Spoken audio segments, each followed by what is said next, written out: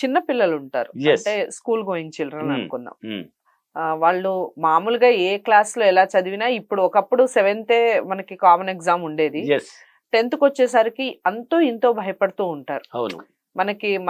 మనకి తెలియని స్కూల్లోనో మనకు అవునవును. తెలియని దాంట్లోనో వెళ్తూ ఉంటాం. అవును. ఖచ్చితంగా రాయాలి ఎగ్జామ్. యావరేజ్ వాళ్ళు ఫస్ట్ క్లాస్ రావాలని, లేదా ఫస్ట్ వాళ్ళు ఇంకొంచెం మెరిట్ రావాలని, already merit students state rank అలా ర్యాంక్స్ రావాలని కోరుకుంటూ ఉంటారు. Yes. వాళ్ళు ఏం చేయాలంటారు? ఏం చేస్తే వాళ్ళు అనుకున్నది సాధిస్తారంటారు? అంటే పిల్లలు బాగా చదివి వాళ్ళ ర్యాంక్ సాధించి వాళ్ళు అనుకున్న కోరికను నెరవేర్చుకోవడానికి వాళ్ళు ఏం చేయాలి? బెస్ట్ క్వశ్చన్ అండి. ఫస్ట్ పిల్లలు బాగా చదవాలంటే తల్లిదండ్రులు మారాలండి. ఓకే. ఫస్ట్ పిల్లలు బాగా చదవాలి, పిల్లలు బాగా భవిష్యత్తు బాగా తీర్చిదిద్దుకోవాలి. వాళ్ళ బాట వాళ్ళు, కానీ పసిపిల్లకాయలకి ఏం తెలియదండి. వాళ్ళకి ఏం తెలుసు? నువ్వు పోయి చూపించే దారిలో పోతానే ఉంటారు. నాయన ఈ షర్ట్ వేసుకుంటే వేసుకుంటారు, నాయన పౌడర్ వేసుకుందరా నాయన అంటే వేసుకుంటారు. అంతే కదా, నువ్వు వేసేది అలవాటు. ఇప్పుడు ఎల్కేజీ నుంచి పుట్టుకొచ్చేది అదే కదా. నువ్వు చేసే దాన్ని బట్టి వాళ్ళకు కొంచెం వయసు పెరిగిన తర్వాత వాళ్ళే తయారవుతారు. అంటే నీట్నెస్ అక్కడ పుట్టుకొస్తుందండి. క్రమ పద్ధతి, ఎన్నో వీడియోలో చెప్పాను నేను. క్రమ పద్ధతి అనేది ఇదే. నువ్వు నీట్నెస్ తయారైపోవాలి అంటే రిచ్ అవ్వాలి, ధనవంతుడు అవ్వాలి, బాగా చదవాలి, బాగా ఎదగాలి, బాగా ఉన్నత స్థాయికి ఎదగాలన్నవాడు ఫస్ట్ నీట్నెస్కి తయారవ్వాలి. అలా పుట్టుకొచ్చేవాళ్ళు తల్లిదండ్రులు మారాలి. ఫస్ట్ వాళ్ళని చూపించే దారి, మంచి మాటలు చెప్పాలి వాళ్ళకి. ఎంతసేపు అయినా పనికి రాని నెగిటివ్ మాటలు వాడుతూ ఉంటారు. వీడి బడి బొమ్మన్నా పోడరా, వీడి దద్దమ్మని ఆయాలి, చదువు రావిచేది లేదు వీడికి, వీడి వేస్ట్ పిల్లని ఆయాలి, వాడు చూడ ఆ పిల్లడు చూడ బాగా పోతున్నాడు బడికి, వాడు మంచోడరా. ఎంతసేపు అయినా ఆలోచన నీ పిల్లకాయల మీద పెట్టుకుంటే ఇతరుల మీద పెడతారు. చాలా పొరపాటు అండి ఇది. మీకెందుకు ఇతరుల గురించి? ఇతరుల గురించి ఆలోచించడం వలన వాళ్ళ స్థాయి పెరుగుతుంది కానీ మీ స్థాయి తగ్గుతుంది. ఇతరుల ఆలోచన తీసేయండి. అందుకే ఎప్పుడైనా కానీ నన్ను గురించి ఆలోచించు, నా కుటుంబాన్ని గురించి ఆలోచించని చాలా వీడియోలు కూడా ఇచ్చాను. బెస్ట్ సీక్రెట్లు ఇదంతా. ఇప్పుడు ఎప్పుడైతే నీ పిల్లల మీద ఆలోచన పడతావో వాడు ఎలా ఉండాడనేది మర్చిపో. ఇప్పుడు ఎలా ఉండాడు, చదవలేదా పర్వాలేదు, వాడు నీట్గా తయారవ్వలేదా పర్వాలేదు, నువ్వు తయారు చెయ్యి. నాయనా ఇలా స్నానం చేయి, ఇలా పౌడర్ వేసుకో, ఇలా షర్ట్ వేసుకో, మంచి పిల్లోడు రా, నువ్వు బుద్ధిమంతుడు రా, నువ్వు తెలివైన వాడు రా, నా పిల్లోడు మంచిగా స్కూల్కి వెళ్తాడు, మంచివాడు నా పిల్లోడు, నువ్వు పదే వాంచు. నీ నోటి మాట మంత్రంలో తయారవుతావు. నువ్వు చెప్తానే ఉండు, వాడు ఎప్పుడు మారుతాడు. ఎన్ని చెప్పినా వాడు మారలేదని మళ్ళీ నెగిటివ్ రాకూడదు మీ నోట్లో. నువ్వు పదే చెప్తూనే ఉండు, వాడు దినానికి ఇంప్రూవ్ అవుతానే వస్తాడు. నువ్వు చెప్పే మాట ప్రకారం నీ థాట్స్ పోయి ఆ సబ్ కాన్షియస్ మైండ్ లో కూర్చుంటది పిల్లలకి. కూర్చున్న పాజిటివ్ వే, నెగిటివ్ అనేది మన సబ్జెక్ట్ లో అసలు లేదండి. ఇది నువ్వు ఎంత చెప్పినా మంచిగా చెప్పు, ఏ మాట అయినా చెప్పు. వాడు ఇప్పుడు స్కూల్లో నుంచి వస్తాడు, ఏదో ఒక టెస్ట్ పెట్టుంటారు. మమ్మీ డాడీ నాకు స్కూల్లో తక్కువ మార్కులు వచ్చిన మమ్మీ అనేసి చూపిస్తాడు. వాడికి ఎక్కువ మార్కులు వచ్చింది మమ్మీ నా ఫ్రెండ్ కనిసి అంటాడు. పర్వాలేదు నాయన, వాడు చూసి రాసినాడు అందువల్ల వాడికి ఎక్కువ వచ్చింది. నువ్వు చూడగానే ఇంత రాసిన ఇన్ని మార్కులు అంటే నువ్వేరా బెస్ట్ స్టూడెంట్, నువ్వేరా బెస్టా, నెక్స్ట్ నువ్వు ఇంకా 100 నువ్వు ఎత్తారా నాయన, నువ్వు గొప్పరా, నువ్వు తెలివినోడరా, నువ్వు నీ టాలెంట్ నీకే తెలియదు నాయన, సూపర్ మనిషిరా నువ్వు, నెక్స్ట్ రాస్తావు చూరా. మంచి మాటలు చెప్పు చూడు, వాడు ఆలోచన పుట్టిపోతుంది. వాడికి 10 రోజులు కాకపోయినా 11వ రోజు నుంచి పడుతుంది. మమ్మీ అంది డాడీ అంది మనం తక్కువ మార్కులు ఎత్తిన మనం తెలివినోడు అంటున్నారే, నా టాలెంట్ బాగా మంచి టాలెంట్ రా నీకు అంటున్నారే అని వాడికి కొన్నాళ్ళ తర్వాత ఆలోచన పుట్టుకొస్తుంది. ఆ ఆలోచనే వాడికి చదువుని చూపించే దారిని పట్టించేస్తుంది వాడికి. ఆలోచన అండి, అదే చెప్పాను, ఆలోచనే డబ్బు అన్నాను. వాడి ఆలోచనే చదువు మీద ఆలోచన పుట్టిపోతుంది వాడికి. మమ్మీ చెప్పింది కదా, డాడీ చెప్పాడు కదా, నేను ఏదో గొప్పవాడినని, ఆ గొప్పవాడు ఎందుకు నేను సాధించాలని గట్టి పట్టుదల ఏర్పడుతుంది. అక్కడి నుంచి పుట్టుకొస్తుంది వాడు. ఫస్ట్ ఉన్న స్థాయి నుంచి మారిపోతాడు ఆటోమేటిక్గా. నువ్వు చెప్పే విధానమే. కాబట్టి తల్లిదండ్రులు ఫస్ట్ మారాల్సింది.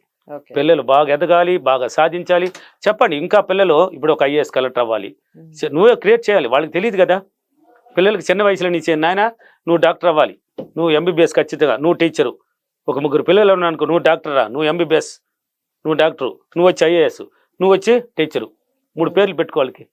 నీ మనస్ఫూర్తిగా పెట్టుకో. ఎవరికి నీ చదువును చూస్తారు కదా, వీడైతే మంచి టాలెంట్ ఉంది, వీడికి హై రేంజ్ లో పెడదాం, IAS అని పెడదాం. సరే వీడు ఒక లెవెల్, సరే వీడు MBBS పెడదాం.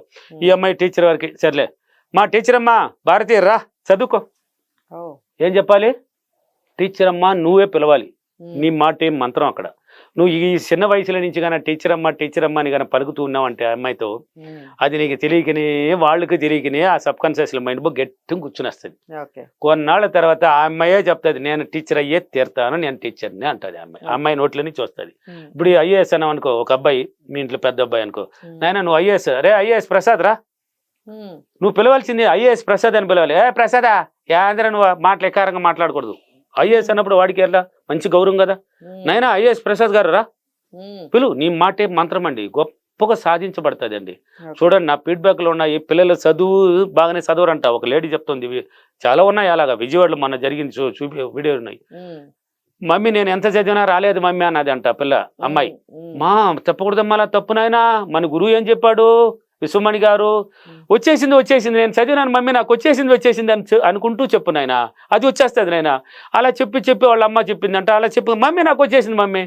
ఓకే, మరి అలా చెప్పడం అబద్ధాలు కదా అవి. అబద్ధాలని నువ్వెందుకు అనుకుంటున్నావు? అది అబద్ధం అని ఎందుకు అనుకుంటున్నావు? రాకపోయినా వచ్చింది అని చెప్పడం అబద్ధమే కదా. అది పాజిటివ్ కదా, అది అబద్ధం అని నువ్వు ఎందుకు మరి అక్కడ నెగిటివ్లోకి వెళ్ళకు. లేనివాడు లేనట్టు నటిస్తే లేకుండానే పోతాడు, లేనివాడు ఉన్నట్టుగా నటించినాడు అంటే వాడికి ఏదో ఒక మార్గం ఉందో వాడి దగ్గరకు వస్తుంది, వాడు ఉన్నవాడిలాగానే తయారవుతాడు. కాబట్టి వాడు ఐఏఎస్ అని నువ్వు చెప్తానే ఉండు, ఆ రేంజ్కి వాడు ఎదుగుతాడు.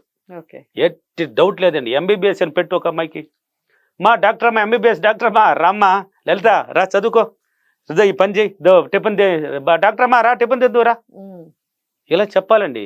నువ్వు చెప్పే విధానం లేక దద్దమ్మలు, పనికి రాని వాళ్ళు, వీళ్ళు పుట్టినారు వేస్ట్ అయిపోయింది మా కుటుంబం అనేది మాటలు, పనికిరాని మాటలు. ఒకప్పట్లో గురువు గారు ఇలా ముందు మనం ఏదైనా అనుకుంటే, లైక్ ఇప్పుడు మీరు చెప్పినట్టుగా డాక్టర్ గారు అని పిలిచినా, లేదా మా అమ్మాయి డాక్టర్ అవ్వాలి అని, డాక్టర్ చేద్దాం అని అనుకున్నా, అలాంటివి కావు అనేది ఒక నానుడి ఉంది. అది అప్పట్లో సబ్జెక్టే తెలియనప్పుడు.